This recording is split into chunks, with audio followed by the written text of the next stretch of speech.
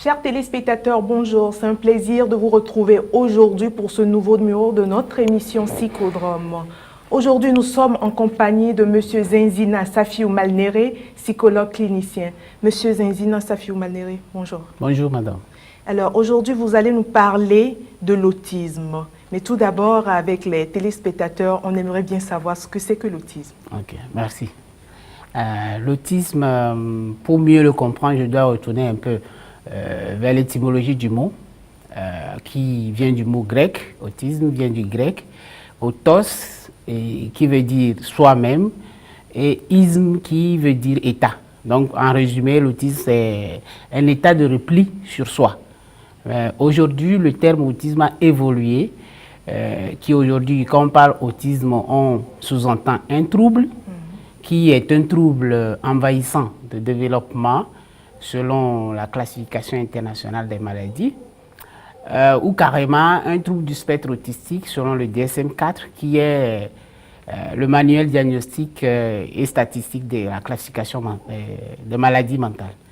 Donc, l'autisme, c'est un trouble envahissant de développement qui affecte 3 domaines de l'enfant, c'est-à-dire le domaine de la communication, que ce soit verbal ou non verbal, le domaine des comportements stéréotypés, on voit l'enfant faire des comportements à caractère rituel, et aussi on voit aussi des difficultés sur le plan des relations sociales. Voilà.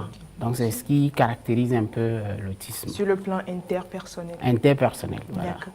Et comment s'installe ce trouble-là chez l'enfant? Voilà.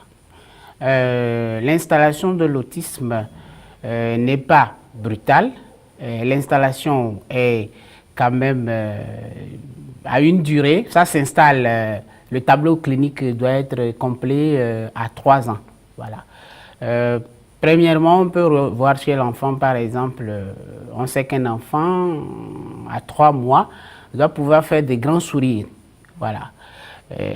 Un enfant des stades de développement.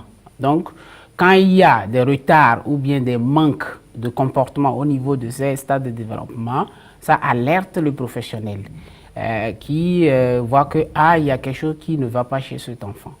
Voilà. Donc, si je comprends bien, on peut détecter ce trouble chez un enfant même à l'âge de 3 mois. Oui, on peut voir déjà des signes d'alerte. On parle plutôt des signes d'alerte qu'on peut repérer chez des enfants parce qu'il y a certains comportements qui correspondent à certains stades de développement. Voilà. Donc, si ce comportement n'est pas observé, donc il y a problème. Donc, on peut quand même identifier ces troubles ou bien ces signes-là déjà à partir de l'âge très à 3 mois, comme vous le dites. Voilà. Et le trouble s'installe sur toute la vie de l'individu? Oui, si rien n'est fait, c'est un trouble qui évolue avec le temps. Le degré de la manifestation du trouble peut être sévère si rien n'est fait. Voilà. D'accord. Mais parlant de causes, est-ce que l'environnement contribue aussi au renforcement de ce trouble-là? Pour dire environnement comme cause directe de l'autisme, non. On ne peut pas le dire clairement comme ça, parce qu'il n'y a pas de relation de cause à effet entre l'autisme et l'environnement direct. Mais il y a des facteurs qui interviennent dans l'installation de la maladie. L'autisme, il n'y a pas de cause qui soit isolée, d'accord? Mais il y a toute une panoplie de facteurs qui interviennent quand même dans l'installation de la maladie, comme par exemple les facteurs génétiques, où on peut parler du chromosome 15, plus précisément le gène chanqué du chromosome 15 qui intervient dans la maladie.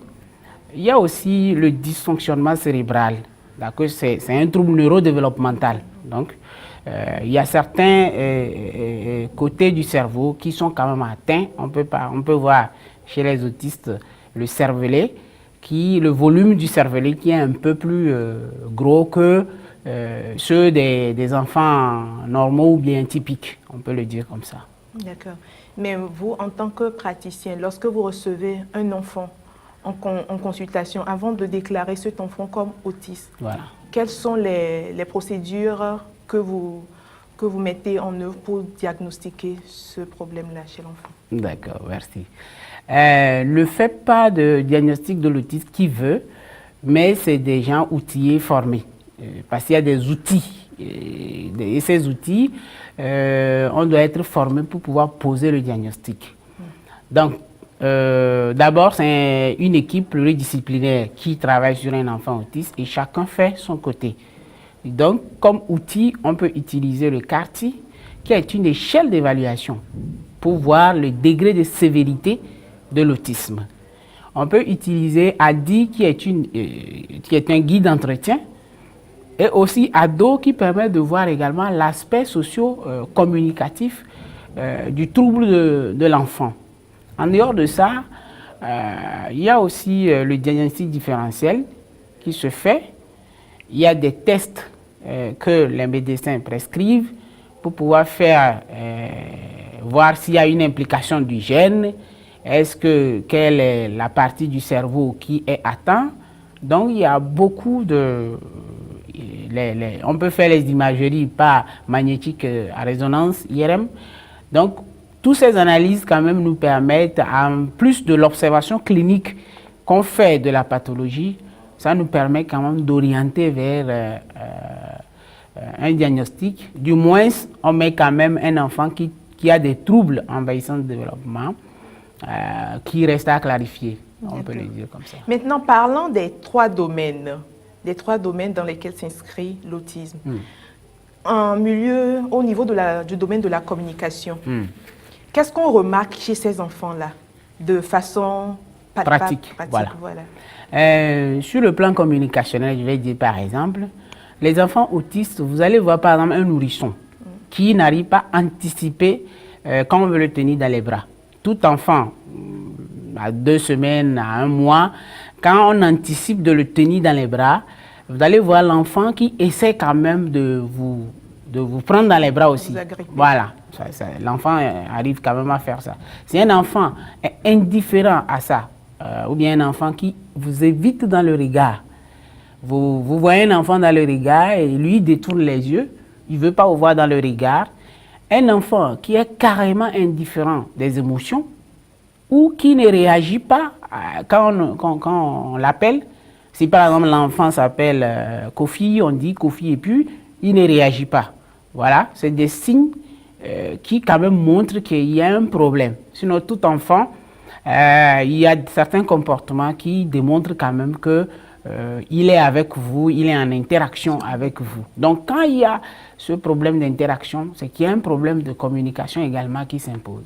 D'accord. Et parlant du comportement restreint et stéréotypé, comment se manifeste ce comportement-là chez l'enfant? Voilà. Quand nous parlons de comportement restreint et stéréotypé, on sous-entend des comportements à caractère rituel.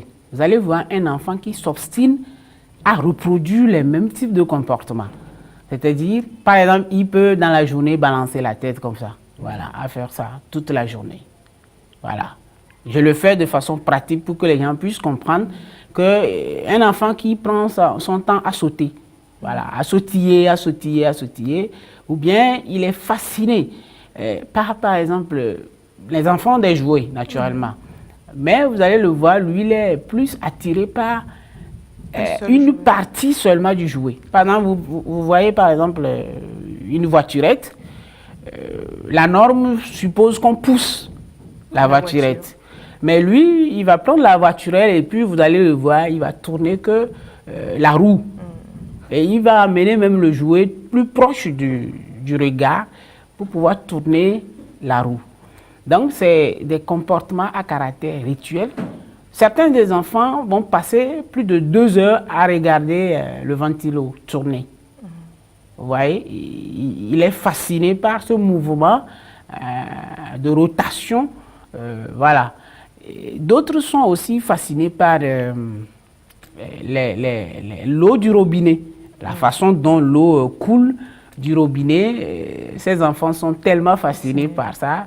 Donc, toute tentative pour les arracher de ce centre d'intérêt vont créer maintenant des crises chez ces enfants. Des crises? Voilà. C'est-à-dire des crises autistiques? Oui, des crises Comment autistiques. se présentent ces crises-là? Voilà. Vous allez voir un enfant qui crie de façon désemparée ou carrément qui pleure sans que dans l'environnement, il n'y a rien qui puisse justifier ses pleurs. Donc, personne ne peut quand même l'amadouer, personne ne peut venir en secours. Donc, il rejette carrément tout le monde. Voilà. Mais ce trouble-là, lorsque je vous entends décrire l'autisme, ça me fait penser au retard mental. Est-ce qu'il n'y a aucun lien entre le retard mental et ce trouble-là? Il n'y a pas de rapport entre les deux? Voilà. Et quand nous parlons de troubles autistiques, il faut dire qu'il y a des types. Il y a l'autisme de type canin, il y a une déficience intellectuelle, d'accord, qui est systématique, et autisme de haut niveau ou bien autisme d'Asperger, où c'est des enfants surdoués, dont le niveau d'intelligence dépasse la normale. Donc, parfois, vous pouvez avoir un autiste avec tout ce que vous appelez comme retard mental, des manifestations du retard mental. Donc, l'observation de cette situation nous oblige à évaluer le quotient intellectuel de l'enfant pour pouvoir voir quel est le degré de la déficience intellectuelle, afin de pouvoir faire l'accompagnement. Voilà. Et lorsque vous faites le QI de cet enfant-là, l'évaluation du quotient intellectuel de ces enfants-là, est-ce que c'est toujours à la baisse? Oui, s'il y a un retard mental, c'est normal que ça soit inférieur à 70. Voilà. Mais chez les enfants autistes, vous remarquez quand même des... Oui, il y a des enfants autistes dont le quotient intellectuel peut aller à 120, alors que la normale, c'est 70. Wow. Voilà. Donc, c'est pour ça qu'on les appelle les surdoués. Voilà. Ok, d'accord. Maintenant, pour un parent qui, en vous écoutant maintenant, remarque des traits du genre chez son enfant, quel est le comportement que ces parents-là peuvent adopter dans l'environnement de l'enfant pour ne pas contribuer au renforcement de ce trouble de développement? Ok, merci. Pour des cas comme ça, vous avez un enfant autiste dans une famille. Il faut reconnaître que le vécu quotidien des parents est assez difficile. Personne ne se comprend d'ailleurs dans la famille parce que l'enfant ne comprend pas le comportement des parents et les parents aussi ne comprennent pas son comportement. Voilà. Donc ça a créé la frustration de part et d'autre. Un enfant autiste, par exemple, va vous dire, s'il s'appelle Kofi, je vais donner toujours l'exemple, il a envie de boire, au lieu de dire je vais boire, vous allez voir l'enfant va vous dire Kofi veut boire. C'est des enfants qui parlent à la troisième personne. Voilà, il vous dit Kofi veut boire, alors que c'est lui-même qui s'appelle Kofi. Un enfant autiste, s'il a besoin de quelque chose, mais et que sa taille ne lui permet pas de prendre le truc en hauteur, il viendra prendre votre main pour aller toucher l'objet que lui veut.